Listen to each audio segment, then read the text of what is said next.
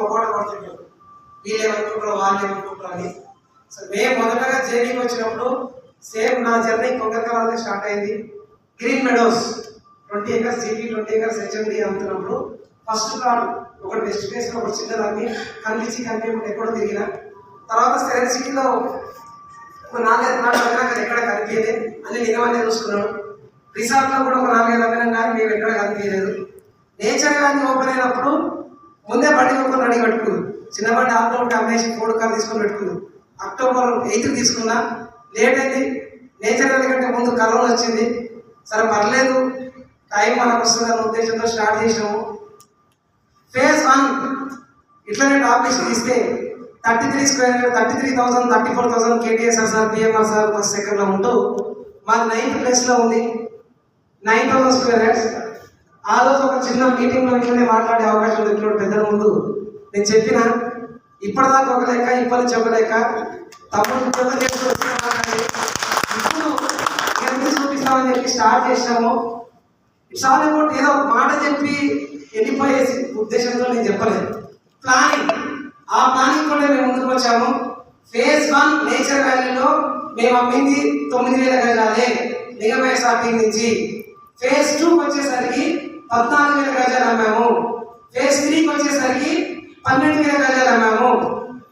Phase 4 వచ్చేసరికి we are the number 1. Phase 5 దగ్గర out of 3 lakhs square yards లో 1,00,000 గజాలు ఫేజ్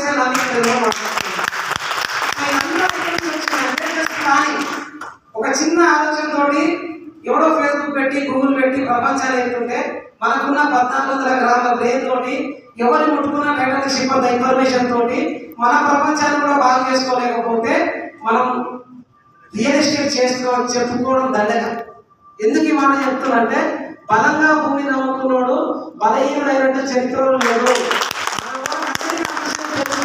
బయటికి వెళ్ళడానికి కొంచెం బద్ధకంతో ఆగిపోతాడు.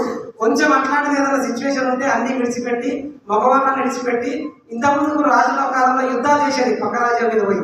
కానీ ఇప్పుడు ఎవరితో యుద్ధం చేయాలి?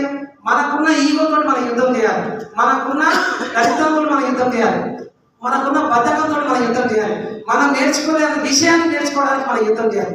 మనతో మనం గెలవగలిగితే ప్రపంచాన్ని మనం గెలవగలుగుతాం. మీ మాట మీరు వినండి, ఫస్ట్ డెఫినెట్లీ మీరు చేయొచ్చు. అట్లాగే మీరు దేవుడి మీద నమ్మకం పెట్టుకుంటే వర్కౌట్ అవుతుందా అంటే unless believe in your self. మీకు మీరు నమ్ముకున్నప్పుడు భగవంతుడు నమ్మే అర్హత మీకు లేదు. ఎవరో చెప్తున్నా నాకేమంటారా నేను ఇంకా మూతి ఫోన్లో పెడతా అంటే నువ్వు ఫోన్లో మూతి పెడితే మన చేతిలో మన జీవితం ఉండదు. మీ చేతిలో మీ జీవితం ఉండాలంటే ఫోన్ చేతిలో ఉండాలి, మీ మనసు పరిమితి ఉండాలి. నేను అదే ఫోన్ చూస్తా అంటే నీ జీవితం కాస్త రీల్స్ చేసుకుని జీవితంగా మారిపోతుంది. వాళ్ళ జీవితంగా మీ జీవితం పరంగా పెట్టడం కరెక్ట్ కాదు. కొంచెం అమ్మని పక్కన పెట్టి వర్క్ చేయండి. అందరికీ ఛాన్స్ ఉంది, ఈక్వల్ ఆపర్చునిటీ ఉంది. Only same commission, same project, same management, same blocks, same highways, same vehicles, same situations, management కూడా సేమ్. అట్లాంటప్పుడు ఎందుకు ఒక టీమే మొత్తం అవుతుంది? ఎందుకు అంటే డిసిప్లిన్. పక్కోడు ప్లాట్లు అమ్మినప్పుడు ఎంకరేజ్ చేయండి, పక్కోడు బాధలో ఉన్నప్పుడు భుజం తట్టండి. నాకేం అక్కరా, నాకు అక్కర లేదు, వాడంతా నాకేం వస్తుందని వాళ్ళ ముందు మనసులో ఒకటి పెట్టుకొని బయటికి చెడు మాట్లాడినప్పుడు నీకు చెడే జరుగుతుంది.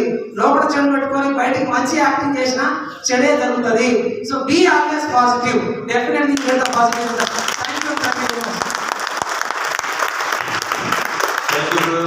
మంచి విలువైనటువంటి మాటలు చెప్పి అందరిలో ఉత్తేజపరిచారు. నెక్స్ట్ ఎవరైనా